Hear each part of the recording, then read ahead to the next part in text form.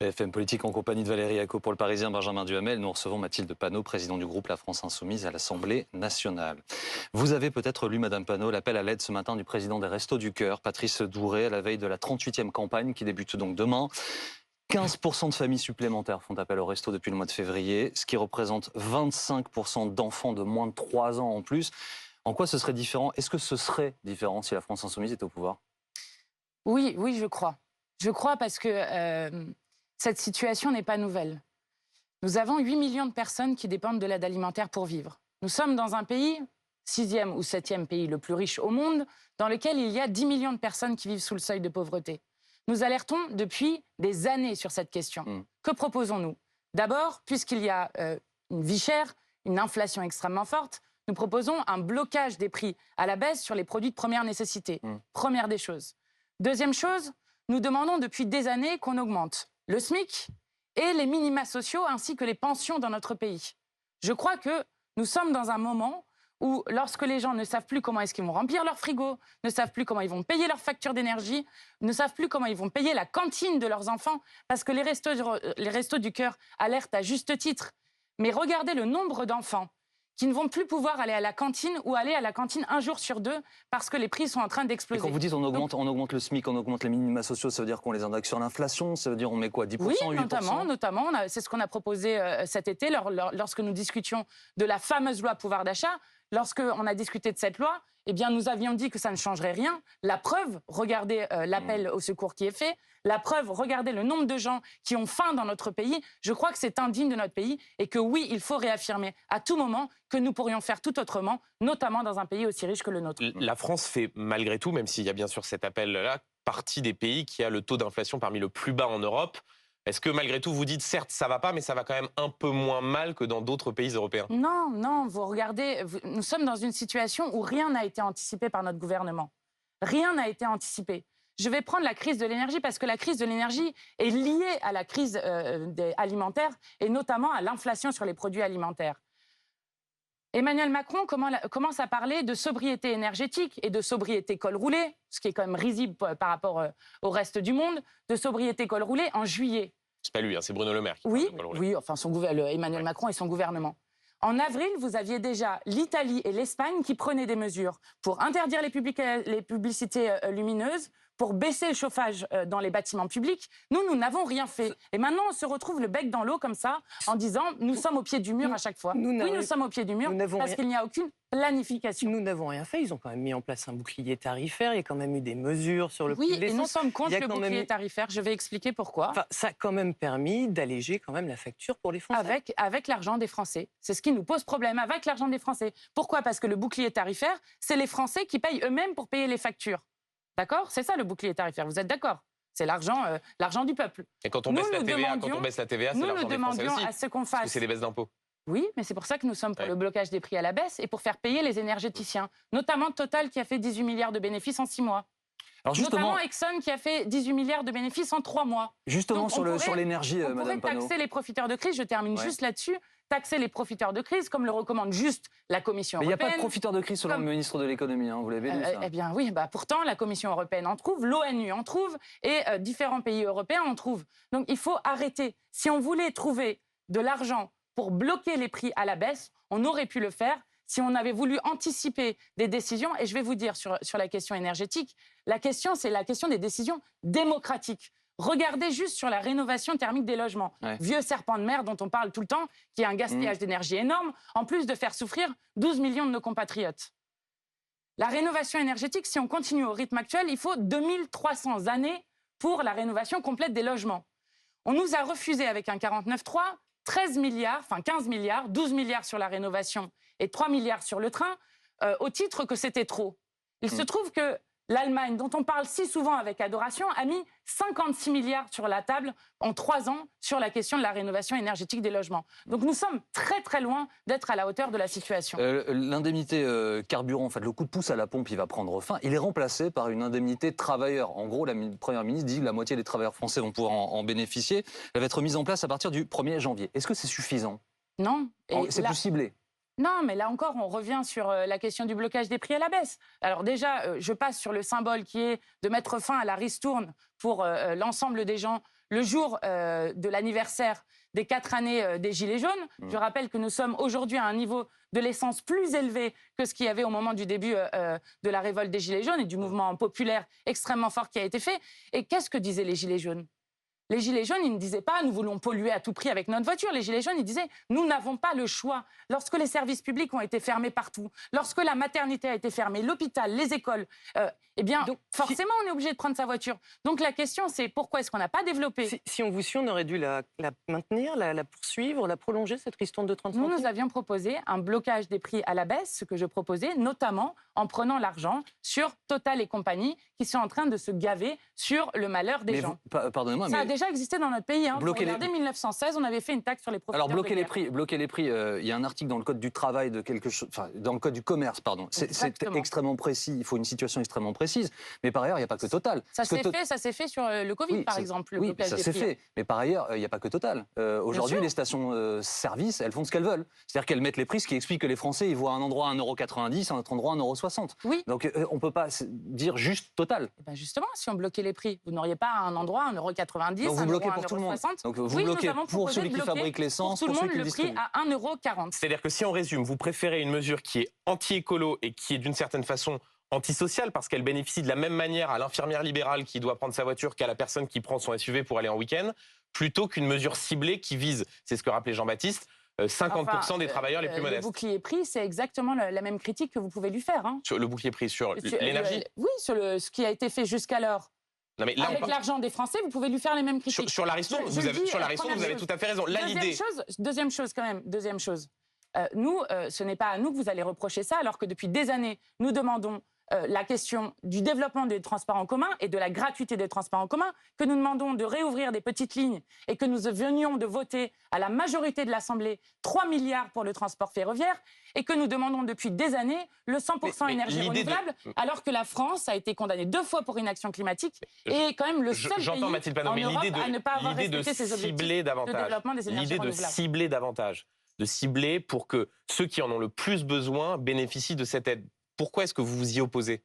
Parce que je pense qu'on pourrait faire tout autrement. Là, on est en train de cibler parce que, en fait, quelle est la raison pour laquelle ils sont en train de cibler ? C'est pas pour des mesures de justice sociale. On leur a proposé, par exemple, de rétablir l'impôt de solidarité sur la fortune avec justement une pénalité climatique. Ça rapporterait 10 milliards par an au pays. Mais ça, c'est un autre sujet. On nous a dit non. Non, mais donc c'est pas une question de justice sociale. Tout le monde doit être aidé de la même manière. Sur l'essence. Sur cette question-là, oui, en attendant qu'on donne les alternatives aux gens pour pouvoir se déplacer autrement. Et ce n'est pas une question de justice sociale pour laquelle ils le font. Ils sont en train de cibler parce qu'ils disent on ne va pas pouvoir payer pendant des années. Oui, nous n'avons jamais proposé que ce soit le peuple français qui paye pour les profits immenses de Total et des autres. Madame Panot, les suites maintenant de l'accueil du navire Ocean Viking en France, un navire qui a secouru des migrants en mer Méditerranée, c'était plus de 200. Je précise par ailleurs qu'il y a d'autres navires d'ONG qui secourent des migrants en mer Méditerranée tout au long de l'année.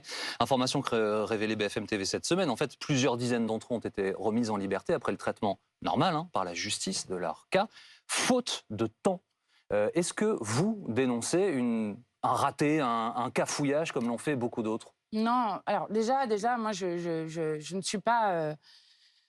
Je trouve indigne les polémiques qui sont faites, notamment menées par l'extrême droite. Et M. Boursier, ce n'est pas à vous personnellement que j'en fais la critique, mais il y a une petite musique à laquelle je voudrais répondre en premier, qui est de dire, alors on nous demande souvent, est-ce qu'on a eu raison d'accueillir l'Ocean Viking? C'est pas la question que je vous ai posée. Alors, non, mais je veux répondre quand même à cette question-là. Juste, il y a un droit maritime international qui dit que dès qu'une personne est en mer, il faut la secourir.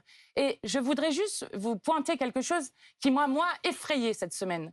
Vous avez lu l'enquête du Monde sur les 27 migrants qui, en 2021, sont morts en mer, avec une quinzaine d'appels qui ont été passés à des secouristes français qui n'ont pas réagi du tout, ni même l'Angleterre, en attendant qu'on dérive vers des eaux anglaises, avec en plus des paroles extrêmement racistes qui ont été prononcées, et où on a laissé mourir 27 personnes, dont une fillette dans la Manche. Il y a déjà 24 000 morts en Méditerranée. Je le dis parce qu'il faut parler de cette question avec humanité, d'abord et avant tout. Et on est en train de terminer la COP27, avec des choses qui ne sont pas du tout à la hauteur de la situation. On va y revenir. Le GIEC dit que nous aurons 250 millions de réfugiés climatiques. Ouais. Donc, il faut traiter cette question avec humanité et avec dignité. Pour répondre à votre question, ce n'est pas une surprise pour personne que nous avons un problème de, et je reprends des termes de magistrats, clochardisation de la justice dans ce pays.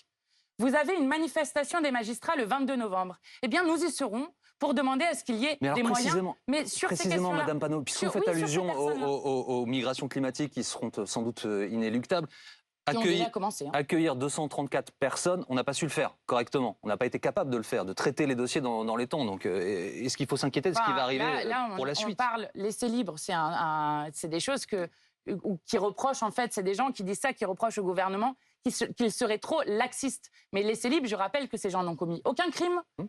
Donc, juste la justice a décidé qu'ils pouvaient circuler. Bon, écoutez, faut quand même se rendre compte, hein, pour remettre les choses à leur juste valeur, c'est une personne pour 105 000 Français, d'accord? Donc on va pas en faire une chose extraordinaire. Vous savez qui reçoit et qui accueille un quart des réfugiés dans le monde? Je vous lis quand même la liste, elle est intéressante. Le Tchad, la République démocratique du Congo, l'Éthiopie, le Rwanda, le Soudan, la Tanzanie, l'Ouganda, le Yémen. Mathilde Panot, juste, la moitié des gens... Non, mais je le dis pour qu'on remette des choses sur... Bien sûr, mais... Avec raison. Pour rester sur l'Ocean Viking... de la question migratoire sans avoir des arguments qui, en fait, sont en train de propager des fausses nouvelles de partout et des fausses informations de partout. Je crois qu'on la vous a entendu. moitié des gens sauvés en Méditerranée le sont par deux pays. Lesquels sont-ils? La Tunisie et la Libye. La Tunisie et la Libye. Mais... Exactement, j'aimerais bien qu'on le redise et vous avez raison. Et on le dit, une question très précise. Ces 234 migrants qui ont été accueillis, est-ce que selon vous, il faut faire la différence entre ceux qui peuvent bénéficier du droit d'asile et ceux qui ne sont pas éligibles, ou est-ce qu'il faut accueillir et régulariser tout le monde de façon inconditionnelle? Nous, on propose de régulariser les personnes, les travailleurs sans papier. Je vais vous dire... Oui, mais attendez. Là, on parle de ceux qui sortent de l'Ocean Viking. Donc, on ne parle pas de la question des travailleurs sans papier. Gérald Darmanin dit il y a ceux qui sont éligibles à l'asile vont pouvoir rester, être relocalisés, et puis les autres vont devoir quitter le territoire. Est-ce que cette division-là vous paraît pertinente? Non, mais pas dans un cas... Écoutez, il y a des demandes d'asile qui sont faites. Les demandes d'asile, elles sont examinées. Oui. Elles n'ont pas été examinées avec sérieux, notamment il y avait des interprètes qui étaient au téléphone, on n'entendait rien. C'est ce qu'ont dénoncé notamment les associations. Les demandes d'asile, ensuite, évidemment que c'est au pays de décider s'il les accepte ou s'il les refuse. Mais accepter qu'il y ait des possibilités de recours, accepter qu'il puisse y avoir d'autres possibilités de demandes qui soient faites par les personnes. Donc juste, ça ne peut pas être le bateau accoste, on fait ça à la va-vite et les personnes repartent. Ce n'est pas possible de faire comme ça. Donc vous êtes favorable à ce que, à minima, tout le monde, dans un premier temps, puisse rester sur le territoire français? Bien sûr. Ou être localisé en Europe. Comment est-ce que vous voulez examiner les demandes, sinon? Bien sûr. C'est quand même accessoirement des gens qui ont passé 20 jours en mer. Par ailleurs, je précise, c'est le cas. Hein. Les gens arrivent, ils sont placés dans un centre fermé. Là, en l'espèce, c'est la presqu'île de Gien. La justice examine leur cas. Ils ont une possibilité de recours. La justice se prononce. Ils sont laissés libres ou ils sont expulsables. Mais en tout cas, la justice se prononce. Hein. Oui.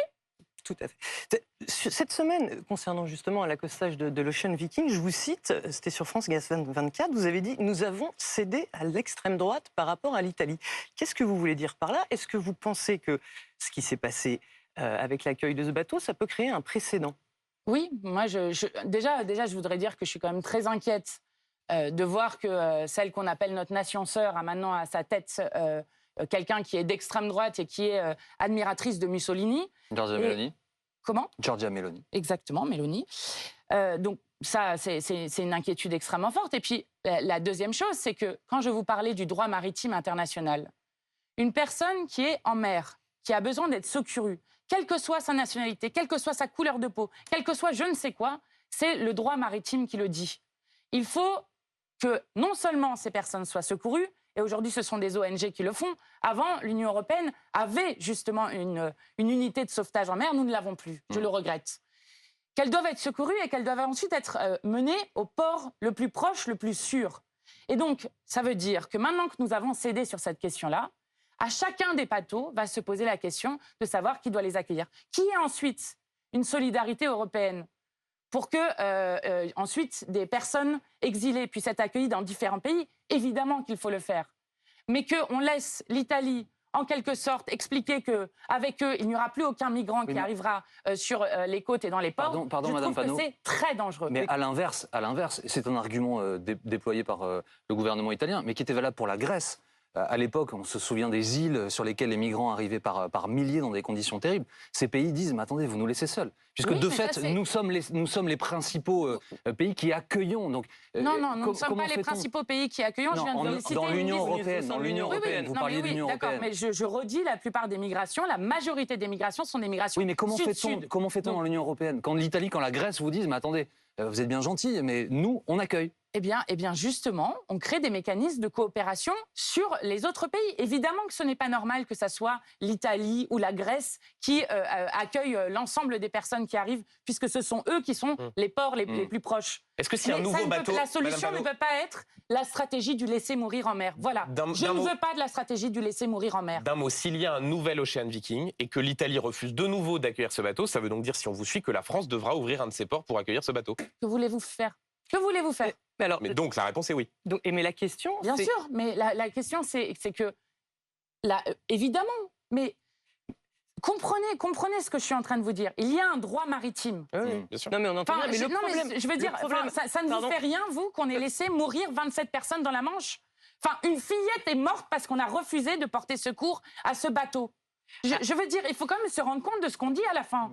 Qu'est-ce qu'on dit à la fin? On va laisser mourir des gens en mer? Moi, je ne suis pas d'accord là-dessus. À Je ne contrario- suis pas d'accord. Et je vais vous dire, lorsque vous voyez que la France accueille 0,7% 0,7% de sa population comme réfugiés, quand des pays comme le Liban, c'est 12% de sa Ouais. Tout à population. fait, Madame Panot, je mais pense que, voilà, on peut, le risque aussi, il est quand même sur le plan de la politique intérieure, et le risque, c'est que cette affaire, l'Ocean Viking, ne fasse progresser le Rassemblement national. On court ce risque. Pourquoi? Parce que typiquement, on voit qu'au sein de l'opinion publique à l'heure actuelle, c'est pas forcément une volonté Mais c'est d'accueil. normal. On voit que le Rassemblement national capitalise là-dessus. Non. Et Non, donc, vous typiquement, savez, je vais vous dire, il y a beaucoup de gens dans ce pays qui seraient très heureux, par exemple, qu'il y ait 5 enfants qui arrivent dans leur village pour éviter que l'école ne ferme. J'ai vu un documentaire récemment sur un petit village dans le sud qui a accueilli 2 familles syriennes et un centre d'accueil avec une centaine de mais personnes. vous avez vraiment qui a le fait- sentiment que l'opinion publique française, à Mais l'heure actuelle, écoutez, elle quand est... on est en train de vous parler constamment de vagues migratoires incontrôlées ou de je ne sais quoi, évidemment que les gens sont en train de s'imaginer je ne sais quoi. C'est peut-être aussi Je les redis- Français qui veulent moins d'immigration. C'est pas interdit de poser cet acte-là. Et c'est ce qu'on voit, pour rebondir sur ce que disait Valérie, dans la majorité des sondages d'opinion. Quoi qu'on en pense d'ailleurs. hein. Je vous lis l'étude de l'OCDE de 2021. Je veux que ça soit dit sur ce plateau. Dans tous les pays, la contribution des immigrés sous la forme d'impôts et de cotisations est supérieure aux dépenses que le pays consacre à leur protection sociale, leur santé et leur éducation. Je crois qu'à chaque fois qu'il y a des sujets qui sont durs en politique intérieure, à chaque fois, vous avez l'extrême droite aidée par le porte-flingue d'Emmanuel Macron sur les terres d'extrême droite, c'est-à-dire M. Darmanin, qui ne cesse d'agiter la peur de l'immigration. Je vais vous dire, moi je suis fière d'être dans un pays dans lequel des personnes sont nées à l'étranger, dans lequel il y a des enfants de seconde, troisième génération de personnes qui sont venues de Madame Panot. l'étranger et qui se retrouvent autour d'un pacte politique, liberté, égalité, fraternité. Fin de la première partie de cette émission. La suite dans un instant en direct. Nous reviendrons comme d'habitude avec 3 photos liées à l'actualité. Vous en choisirez 2 derrière chaque photo. Il y a une question. À tout de suite.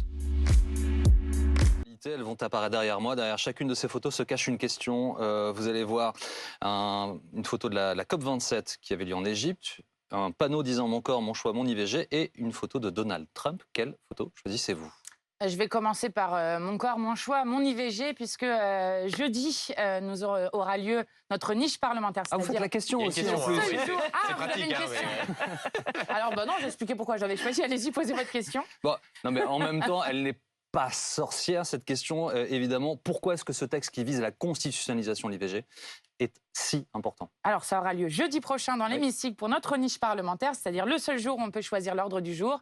Et c'est important parce que dans le monde, aux États-Unis, bien sûr, avec la décision de la Cour suprême, mais aussi en Europe, avec la Pologne, la Hongrie, et même maintenant l'Italie, où, avec l'extrême droite, ce droit à l'IVG est menacé, eh bien, le fait d'inscrire dans la Constitution le droit à l'IVG et à la contraception serait, je crois, un signal très important pour le monde. Et ce serait aussi le premier État, nous serions le premier pays à inscrire le droit à l'avortement dans notre Constitution, Alors, ça sera une première étape. Ensuite, il faut un projet de loi parce que si nous ne voulons pas avoir un référendum, il faut que ça vienne du gouvernement. Et je le dis, pour une fois, nous voterions ce texte si la Première ministre daignait enfin le présenter. 2 photos restent donc dans ce mur, Donald Trump et une photo de la COP27 qui avait lieu à Sharm el-Sheikh. Évidemment, la COP27. Et d'ailleurs, il y a Carlos Martins Bilongo qui nous y représentait. Ah non, vous avez une question. À chaque fois, je pars. Allez. Vous dites Monsieur Bilongo qui est dans le public juste derrière vous. Voilà pourquoi vous citez son nom. Bonjour, bonjour à tous, hein, par ailleurs. La COP25, donc, elle vient de prendre fin. En gros, les ONG dénoncent le bilan de cette COP27, la jugent absolument insuffisante. Ils pointent tout de même la création d'un fonds pour aider les pays en voie de développement qui sont victimes des impacts climatiques. Ça sert à quoi, une COP ?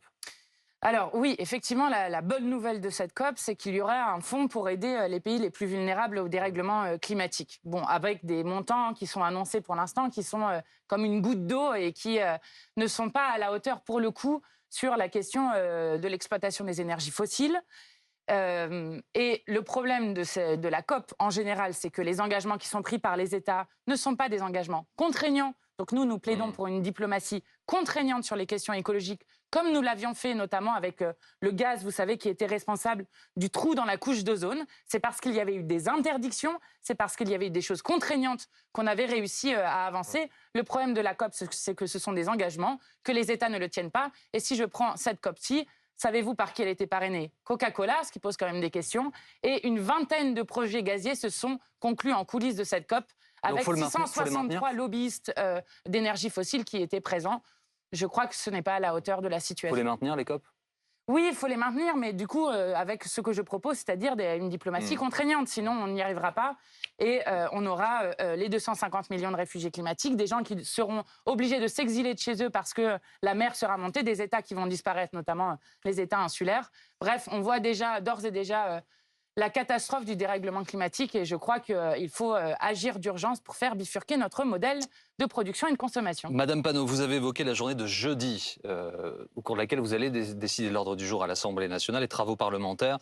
Nous allons rester à cette journée de jeudi. Proposition d'Aymeric Caron, qui est député membre de la NUPES, qui vise à interdire la corrida en France. Question simple, vous allez la voter, vous, à titre personnel? Bien sûr, et tout notre groupe la votera.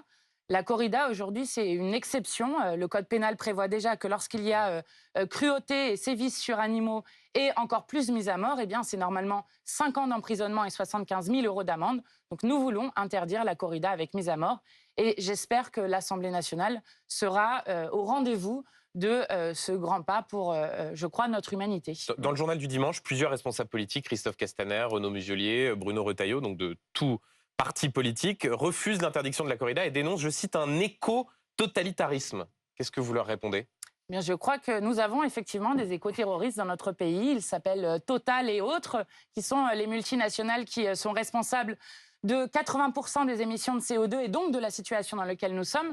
Et juste, j'ai lu cette tribune, ils parlent de la tradition française. Ils en sont extrêmement loin puisque la corrida est une tradition espagnole. Et d'ailleurs, le Conseil d'État en 2016 avait lui-même montré que la corrida espagnole ne pouvait se prévaloir d'appartenir au patrimoine culturel immatériel de la France. Par ailleurs, je le dis parce que c'est souvent la caricature qui est faite sur notre texte, eh bien, les jeux taurins, par exemple, ne sont pas concernés. Nous sommes sur l'interdiction de la corrida avec mise à mort. Dans cette tribune, ils défendent la corrida, la chasse, les barbecues entre amis. Ce sont les mots qui sont écrits dans cette tribune. Ça correspond à votre vision de notre pays? Je crois que c'est une vision assez archaïque de ce qui se passe.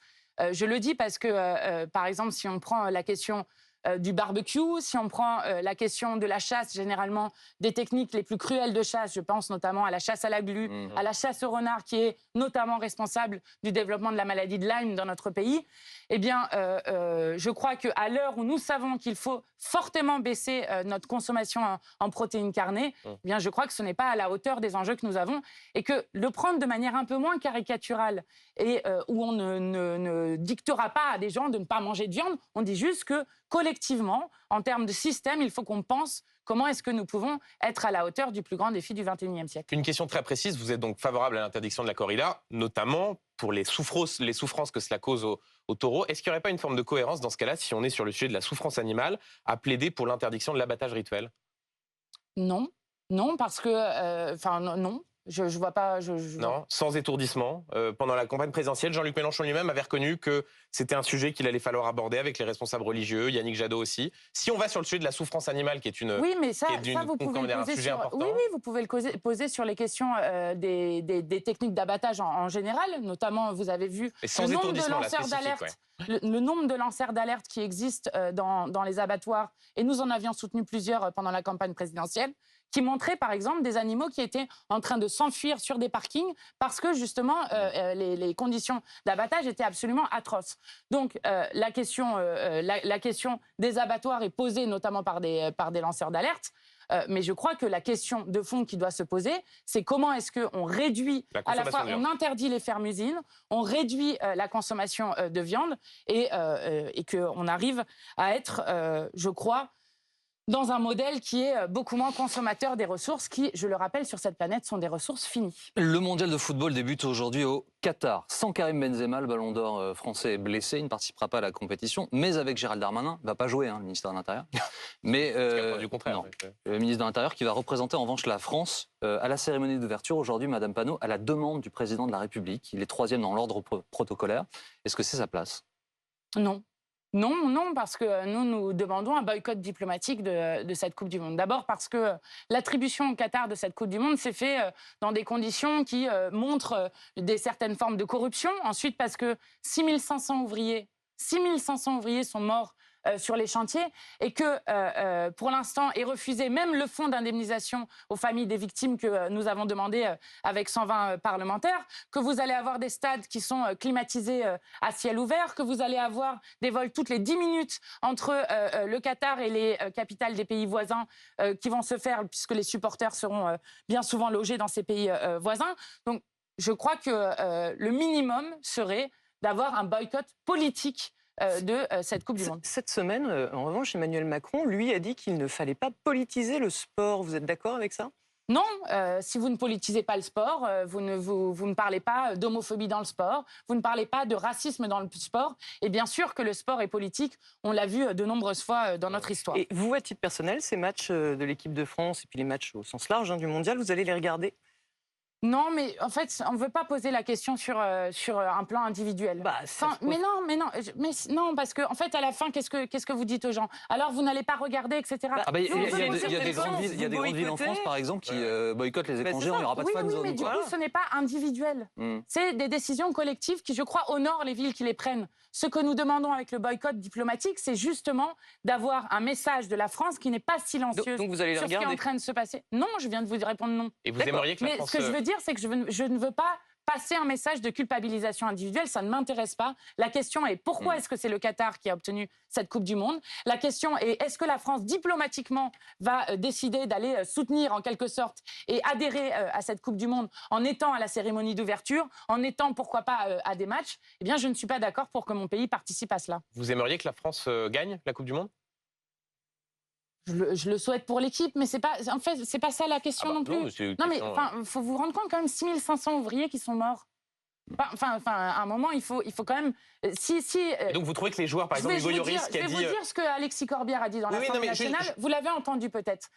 L'équipe de France n'a pas besoin d'Emmanuel Macron pour gagner. Par contre, les droits humains ont besoin de la France pour pouvoir être défendus. Eh bien, c'est ce que je défends aujourd'hui. Quand Hugo Lloris dit, par exemple, il faut qu'on respecte les traditions du pays dans lequel on va jouer, est-ce que ça vous choque que le gardien de l'équipe de France dise cela? Écoutez, je ne veux pas faire une polémique avec lui, mais non. Par exemple, être un pays dans lequel l'homosexualité peut être condamnée à mort, je suis désolée, je ne considère pas ça comme une tradition.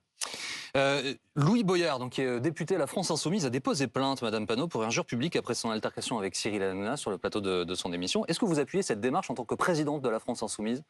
Oui, et puis je pense qu'on ne peut pas parler d'altercation. Enfin, c'est pas une altercation, c'est Louis Boyard qui s'est fait copieusement insulter jusqu'à t'es une sale merde et je ne sais quoi sur un plateau de télévision. Et moi, je vous le dis, je n'accepte pas qu'un animateur, quel qu'il soit, insulte comme ça un des députés de Vous mon avez groupe, déposé ni d'ailleurs plainte aussi, quiconque. vous, ou pas? Alors moi, je n'ai pas déposé plainte, j'ai déposé au nom du groupe parlementaire une saisine à l'ARCOM et je suis contente de voir que l'ARCOM s'en est saisi. Puis d'ailleurs, plusieurs téléspectateurs l'ont fait tellement ils étaient choqués de la violence de la séquence et l'ont fait en disant qu'il devrait y avoir une sanction pour la chaîne. Donc je m'en réjouis. Après, ça pose une autre question. Et nous, c'est la question que nous voulons poser. C'est un des textes que nous déposons dans la niche parlementaire, qui est la question des 9 milliardaires qui possèdent 90% des médias, et donc de la Ça dépend ce que déconcentration vous des mettez médias. quoi comme médias?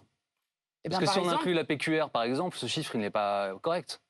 oui, mais non, si, ce chiffre est correct, je vous assure, même avec la PQR. Je vous assure. Ah oui. C'est un chiffre, c'est 9 milliardaires, 90% des médias. Et donc, je crois qu'il est temps de libérer les médias et donc l'information démocratique de la mainmise de ces milliardaires et qu'on puisse en discuter comme il l'a fait sur Bolloré. Après, ce qui est étonnant, ce qui a étonné aussi en partie, il faut dire la vérité, c'est que vous le connaissez ce programme, puisque plusieurs de vos députés ont été chroniqueurs dans cette émission, que vous y rendez également régulièrement. Donc vous saviez très bien, Louis Boyard savait très bien où il allait. Nous allons partout où nous pouvons. Vous savez, ce n'est pas parce que c'est une chaîne qui appartient à Bolloré. Ici, je pourrais parler de Drahi, etc. Ouais. On pourrait donc, on va partout où nous pouvons parler. Et je le dis, si nous investissons autant les réseaux sociaux, c'est parce que nous n'avons pas de médias qui nous appartiennent à nous, qui appartiennent au peuple, et donc. Nous allons partout essayer comme de faire l'ensemble des représentants politiques, par ailleurs. passer les idées. On Oui. va partout, Et d'ailleurs, mais- je dis juste sur Cyril Hanouna qui a annoncé que la France Insoumise ne serait plus invitée, que ce n'est pas à lui de choisir cela, que sa chaîne a une convention avec l'ARCOM. Et qui dit vous avez envie de qu'au-delà continuer à y aller? Comment? Vous avez envie de continuer à y aller? Mais en fait, la question, c'est pas celle du boycott individuel. Ce que je vous dis, c'est non, une question... c'est boycott politique. Vous êtes présidente de groupe La France Insoumise. Honnêtement, on vous entend depuis ce qui s'est passé sur le plateau. Vous dites Cyril Hanouna encourage le racisme. Vous dites Vincent Bolloré, au fond, fait avancer son agenda. Et vous dites non, mais par contre, on peut continuer à y aller. Vous comprenez que c'est une question stratégique. Vous voulez vraiment qu'on laisse des émissions où il n'y aura que l'extrême droite et les ultra-riches qui pourront s'exprimer? Mais là, Mais non, mais là, vous- quand mais même, vous- Jean-Luc nous Mélenchon lui-même dit que c'est un plateau fabriqué sur mesure pour l'extrême droite. Oui. Donc, qu'est-ce que vous allez faire, vous, les insoumis, sur un plateau fabriqué sur mesure pour Mais l'extrême écoutez, droite? Est-ce mais que vous personne pouvez n'a le droit- vraiment faire progresser vos Personne idées n'a le droit. dans Il y ce a cas une de figure? convention entre C8 et l'ARCOM. Personne n'a le droit de ne pas avoir un pluralisme dans les expressions. Donc, ce n'est pas M. Hanouna qui décide qui vient ou non sur son plateau. Madame Panot, Monsieur Bilongo est sur ce plateau. Le soir de l'altercation à l'Assemblée nationale, le premier réflexe que vous avez, vous allez en exclusivité chez Cyril Hanouna, sur C8, dans Touche pas à mon poste, avec d'ailleurs Monsieur Guiraud, Monsieur Bilongo et vous-même, pour vous exprimer pour la première fois, quand vous choisissez ce plateau pour y aller, et que quelques jours après, quelques semaines après, vous dites « mais c'est un plateau autour de l'extrême droite, Cyril Hanouna est insupportable », vous comprenez que les gens se disent « mais il y a une forme d'hypocrisie assez incroyable à critiquer des plateaux sur lesquels vous vous rendiez même parfois en exclusivité ». Mais nous critiquons aussi les vôtres de plateau. Mais attendez, Enfin, il n'y a pas les mêmes nous chaînes. critiquons aussi En les l'espèce, ce n'est pas Mais le non, sujet. Attendez, vous mais ne faites non, pas mais- insulter pas le sur le sujet. plateau, Mais Madame Panot. non, mais vous avez raison. Mais vous avez raison. Je ne dis pas que Cyril Hanouna n'a pas franchi une ligne rouge. Mais on continue à y aller. Vous continuez à y aller. Mais que faites-vous des 2 millions de personnes dans ce pays, notamment des jeunes qui regardent ces émissions? Le jour où vous ferez 2 millions de personnes, on vous choisira Mais aussi ça en arrive exclusivité. Mais non, mais je dis Sur ça un peu- l'heure que vous aurez passé avec Non, nous, mais il y aurait je eu 2 dirais- millions de personnes. Eh ben Comme ça, super. vous avez Non, mais l'information. je dis ça pas pour. Vous comprenez que c'est pas des choses individuelles. Et quand je vous parle des questions systémiques de comment est-ce que le peuple pourrait reprendre la main sur les médias, vous vous rendez compte que le rôle que vous avez en tant que journaliste est un rôle extrêmement important. La sûr. question de l'information, Mais la Madame question Panot, comment est-ce qu'on essaye d'appréhender, de comprendre le monde. La question que Et vous donc- pose Benjamin, Madame Panot, c'est celle de la cohérence, en fait. Et c'est la seule question. Ce que vous dit Benjamin, j'entends ce que vous dites sur votre combat, sur votre volonté, Mais etc. écoutez, mais c'est la Cyril cohérence Hanouna, de dénoncer un probablement, va endroit être avec beaucoup de sanctionné. violence et de continuer D'accord à y aller. Probablement va être sanctionné, ce que j'espère. Ensuite, la question c'est, si nous n'allons pas, par exemple, sur quel argument cela se base-t-il? Si nous n'allons pas sur des médias détenus par des milliardaires, nous n'allons plus nulle part. Donc j'évacue cet argument et vous en êtes d'accord, je crois.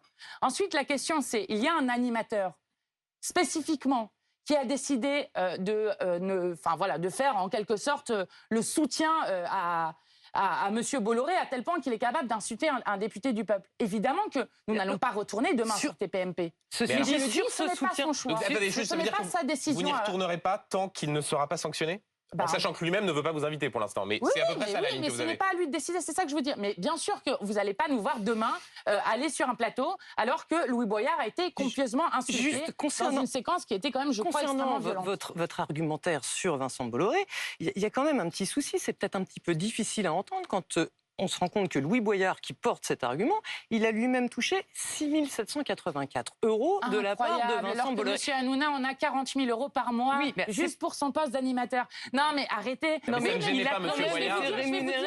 Oui, mais M. Boyard, qu'est-ce qu'il a fait sur ce plateau? Il a parlé de la précarité étudiante à chaque fois qu'il était invité.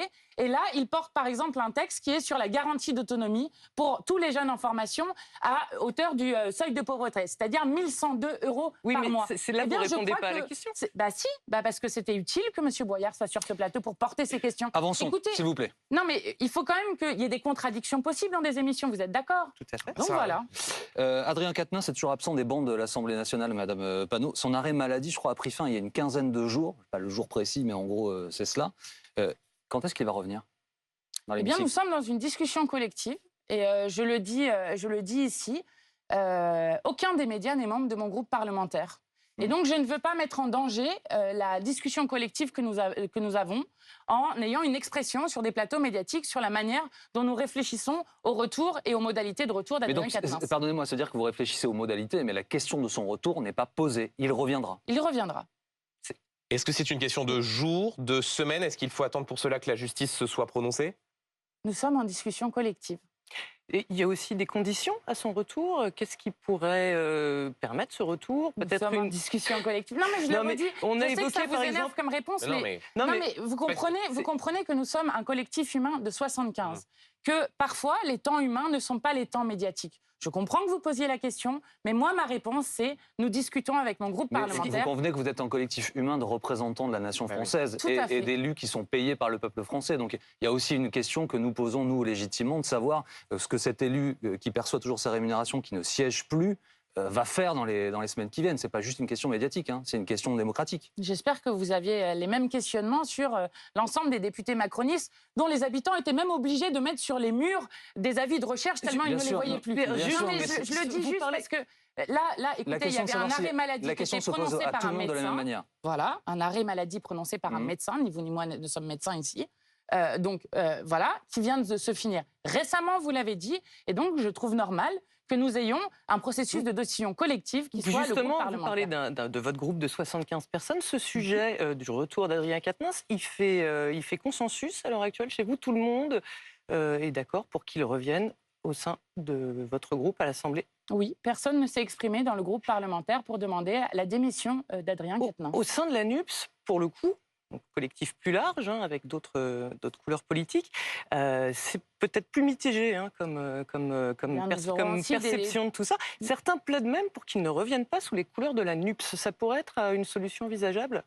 Non, je vous le dis, nous travaillons, nous discutons aux conditions de retour d'Adrien Quatennens dans mon groupe parlementaire de la France Insoumise NUPES. Et ensuite, évidemment, vous savez, hein, nous sommes 4 groupes parlementaires dans la NUPES. Chacun est libre de s'exprimer sur des choses. Nous aurons aussi des discussions avec la NUPES, mais les conditions du retour dont nous discutons avec le groupe parlementaire sont celui du retour dans le groupe de la France Insoumise. Vous avez sans doute entendu hier dans la rue, parce que vous y étiez, la manifestation organisée par le collectif Nous Toutes pour lutter contre les violences sexistes et sexuelles. Les organisateurs et trices ont demandé qu'Adrien Quatennens soit retiré du groupe parlementaire de la France Insoumise. Qu'est-ce que vous leur répondez? Alors, j'ai vu effectivement la conférence de presse, j'ai vu y compris les différents reportages. J'y étais à cette manifestation. Je l'ai précisé. J'ai vu peut-être une pancarte ou 2 pancartes. Je le dis juste pour qu'on remette aussi des choses sur 80 000 personnes qui étaient Non, mais attendez, là on parle des organisatrices, on parle au fond du risque qu'il y a d'une sorte de coupure entre une base militante qui considère qu'il est inacceptable que quelqu'un qui a admis avoir giflé sa femme puisse revenir dans un collectif politique, et vous qui dites, certes, alors on discute des modalités, des conditions, mais il reviendra. Il reviendra, il reprendra la parole. Parce qu'il y a des... Vous savez, les principes féministes sont exigeants. Et la première exigence, Elles ne sont pas féministes, là, quand elles disent qu'il ne faut pas qu'il revienne à la France Insoumise? Écoutez, mais c'est exigeant. D'accord?